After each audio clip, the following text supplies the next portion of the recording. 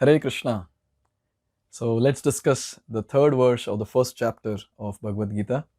So in the second verse, we saw that Sanjaya, he's describing to Dhritarashtra that his son, Duryodhana, he's approaching Droṇācārya after seeing the entire army of Pandavas.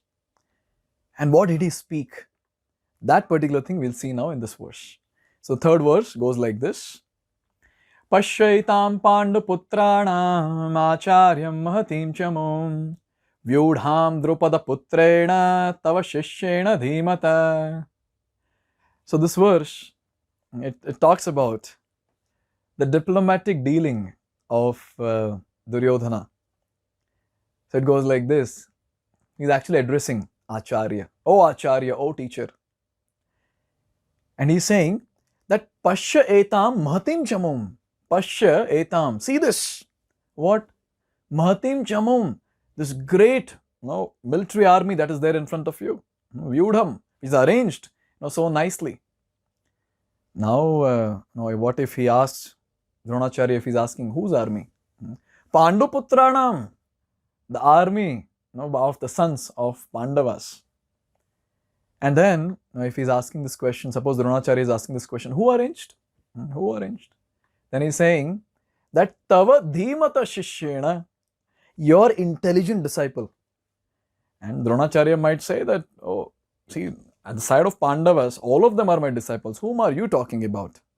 Then he says, drupada-putreṇa, the son of Drupad, the son of Drupad Maharaj. Now, multiple things to discuss here. Very nice verse. So let's try to discuss one by one. First question is, why did he approach Droṇācārya? He could have approached anyone. Why did he approach Droṇācārya?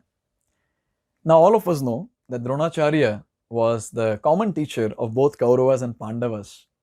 And who was the dearest disciple of Droṇācārya? Arjuna. In fact, all the Pandavas headed by Yudhishthir, they were all dear to Droṇācārya and he had a lot of affection for all of them. So Duryodhana, he doubted Droṇācārya. He felt that this person, Droṇācārya, he might not give his best in fighting. In fact, he might not fight against his dear disciples. So just to incite the anger in Droṇācārya, he goes to Droṇācārya and he speaks this verse. And what is that line which will actually incite the anger in Droṇācārya? That word, drupada-putreṇa. Now let's try to understand why this word is so important. Let me take you to the childhood of Droṇācārya and Drupad Maharaj. So in the childhood, both of them, Drona and Drupad, both of them, they were there in the same Gurukul. And they were like best of friends, a lot of affection for each other. So one day, out of momentary affection for Droṇācārya, Drupad Maharaj, at that time a small Drupad, he promised Drona that I will give you half of my kingdom when I'll inherit the kingdom from my father. And after many years, both of them, they were married, and at one side Drupad Maharaj inherited the kingdom of his father, and Droṇācārya was a poor brāhmaṇa. So one day Droṇācārya, he saw in his house that his son was crying for milk, and there was no milk and he was not able to afford milk. So he thought, he was reminded of that promise of his dear friend Drupad. So he thought, let me go to my friend and ask, not for half of the kingdom, what will I do of that, but one cow. And Droṇācārya, with lots of hope, he goes to the palace of Drupad Maharaj. And then he addresses him, oh friend.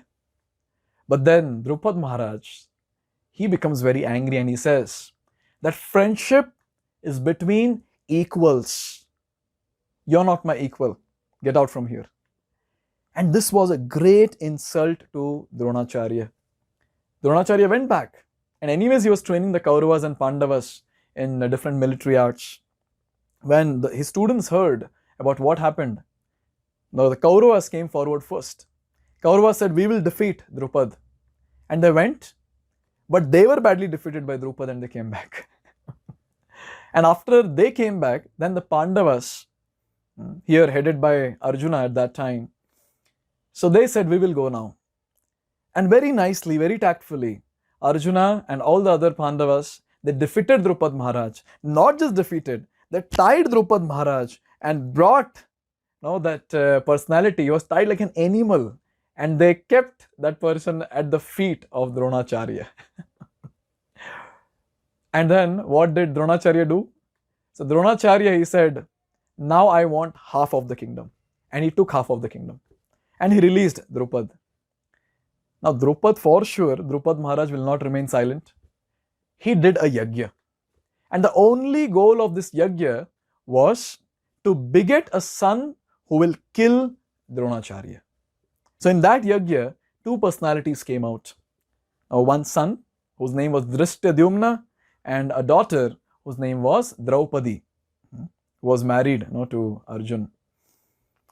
So now, this particular thing that Drishtadyumna was supposed to kill Droṇācārya was known to everyone, including Droṇācārya. Now, let's understand one very, very important aspect from here. So, when it comes to our Vedic culture, now look at the glory of our Vedic culture. Here, Droṇācārya very well knew that this person, Drishtadyumna, has been begot only for one reason, that is to kill me. But still, when Drishtadyumna approached Droṇācārya to learn military arts, Droṇācārya accepted him wholeheartedly, and he taught each and everything when it comes to the military arts to Drishtadyumna, who was supposed to be the death personified for Droṇācārya. And this is a very, very nice thing about our Vedic culture, where the person is not focusing on the result, but the person is actually focusing on the duty. This is how liberal the brāhmaṇas were. And one very nice analogy from our Shastra for the liberal brāhmaṇas, it is described, the analogy given is of a sun. So like the sun does not withhold its rays from distributing to the courtyard of anyone, including even a thief. Similarly, a brāhmana, he does not differentiate between anyone. He is equal to everyone. This is the glory. This is the glory of our Vedic culture. In fact, how fortunate all of us are that we are part of this glorious Vedic culture, and how fortunate all of us are that we are getting this opportunity to understand the essence of Vedic culture, that is Bhagavad Gita. Now, just to summarize, that why did Duryodhana approach Droṇācārya? I would like to directly read from the Purport by His Divine Grace A.C. Bhaktivedanta Swami Prabhupada. So you can refer, it is pasted there in the description block. So it goes like this. Duryodhana pointed this mistake of Droṇācārya's so that he might be alert and uncompromising in the fighting. Now hope you understand what mistake he is talking about.